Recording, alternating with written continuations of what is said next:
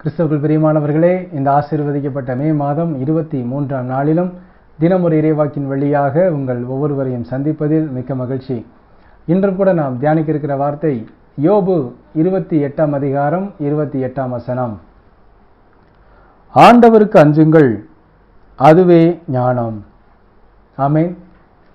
கிறிஸ்தவர்கள் பிரியமானவர்களே, கடவுளுக்கு நாம் எந்த அளவிற்கு அஞ்சுகிறோமோ அந்த அளவிற்கு கடவுள் அவருடைய ஞானத்தினாலே நம்மை நிரப்புவார். பலருக்கும் ஒரு சந்தேகம் இருக்கும், அறிவுக்கும் ஞானத்திற்கும் என்ன வித்தியாசம்? இப்போ நம்ம வீட்டில் இரவு நேரத்தில் திடீரென ஒரு பவர் கட் ஆயிடுச்சு. அப்போ நம்ம குடும்பத்தில் 10th படிக்கிற ஒரு பையன் இருக்கான்னு வச்சுக்குவோம்.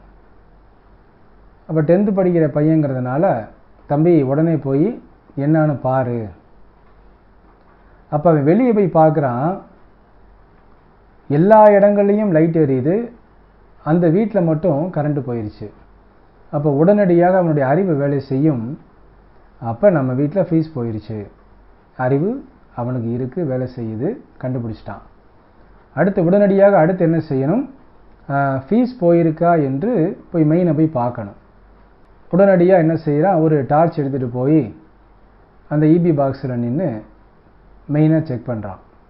அப்போ ஃபீஸ் கேரியரை பார்க்கணும், ஃபீஸ் கட்டையை எடுத்து அதில் ஃபீஸ் போயிருக்கான்னு, அந்த கம்பி அறுபட்டிருக்கான்னு பார்க்கணும். இவை எல்லாவற்றையும் அவன் சரியாக செய்து விடுவான். ஒரு விஷயத்தை மறந்துடுவான். நம்ம இபி பாக்ஸை செக் பண்ணுறதுக்கு முன்னாடி செருப்பு போட்டுட்டு போக வேண்டும் என்பதை மறந்து விடுவான். ஆம் கிறிஸ்தவர்கள் பிரியமானவர்களே, இதைத்தான் கடவுள் ஞானம் என்று குறிப்பிடுகிறார். அறிவு என்பது ஒரு செயலை கண்டுபிடிக்கும், இதை இப்படியாக செய்ய வேண்டும் என்று நமக்கு முன்னேற்ற பாதையில் அழைத்து செல்லும். ஆனால் ஞானம் அதைவிட ஒரு படி மேலாக, அறிவோடு ஒரு செயலை செய்வோம், ஆனால் அதிலே ஒரு நிதானம் இருக்கும். நிதானத்தோடு செய்யக்கூடிய ஒரு அறிவின் செயலுக்கு பெயரே ஞானம். ஆம் கிறிஸ்துவுக்குள் பிரியமானவர்களே, அந்த ஞானம் நமக்குள் இருந்தால் ஒரு செயலை செய்ய தொடங்குகிற அந்த நொடி பொழுதே நாம் என்ன செய்ய வேண்டும், எப்படி செய்ய வேண்டும், எப்படி நிதானிக்க வேண்டும் என்கிற எல்லா காரியங்களையும் கடவுள் நம் கண்முன்னே நிறுத்துவார். அப்படியானால் அந்த பையன் உடனே சுற்றி பார்க்குறான், கரண்ட் எங்கேயுமே போகலை, நம்ம வீட்டில் மட்டும்தான் போயிருச்சுன்னு உடனேயே இபி பாக்ஸை பார்க்க போகணும், செக் பண்ண போகணும்னு நினச்ச அடுத்த செகண்டே ஞானம் அவனுக்கு கற்றுக் கொடுக்கும், உடனடியாக போய் செருப்பை போடு. ஆம் கிறிஸ்துவுக்குள் பிரியமானவர்களே, ஒவ்வொரு நாளும் நாம் இந்த ஞானத்தை தான் கடவுளிடமிருந்து கேட்டு பெற்றுக்கொண்டு அந்த நாள் முழுவதையும் அந்த ஞானத்தின்படியாக நாம் செய்ய வேண்டும். அந்த நிதானத்தோடு கூடிய அறிவு நமக்கு எல்லா காரியங்களையும் நாம் சரியான முறையில் செய்வதற்கு கற்றுத்தரும். எந்த பதட்டமும் இல்லாமல் அதை நிதானத்தோடு செய்வதற்கு நமக்கு கற்றுக் கொடுக்கும் பொழுது ஒவ்வொரு நாளும் நாம் பல பேருக்கு பல காரியங்களை செய்வதற்கு முன் உதாரணமாக கடவுள் நம்மை நிறுத்துவார்.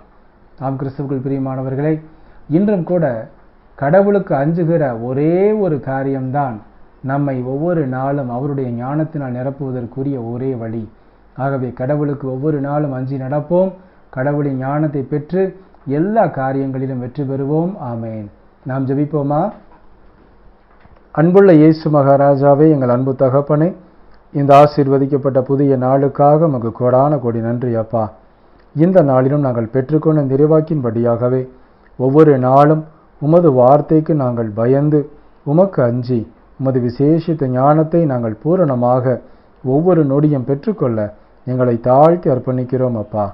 இன்றும் தன்னுடைய பிறந்த நாள் மற்றும் திருமண நாளை கொண்டாடும் உமது பிள்ளைகள் ஒவ்வொருவரையும் தகப்பன் நிறைவாய் ஆசீர்வதித்து எல்லா நன்மைகளினாலும் நிரப்பிட அர்ப்பணித்து ஜெபிக்கிறோம். இயேசு கிறிஸ்துவின் இனிய நாமத்திலே ஜெபிக்கிறோம், எங்கள் ஜீவனுள்ள நல்ல பிதாவே. ஆமென். கிறிஸ்தவர்கள் பிரியமானவர்களே, இன்று நாம் கற்றுக்கொண்ட இந்த வார்த்தை ஒவ்வொரு நாளும் நம்மை சிறப்பான விதத்திலே வழி நடத்தும் என்று நான் நம்புகிறேன்.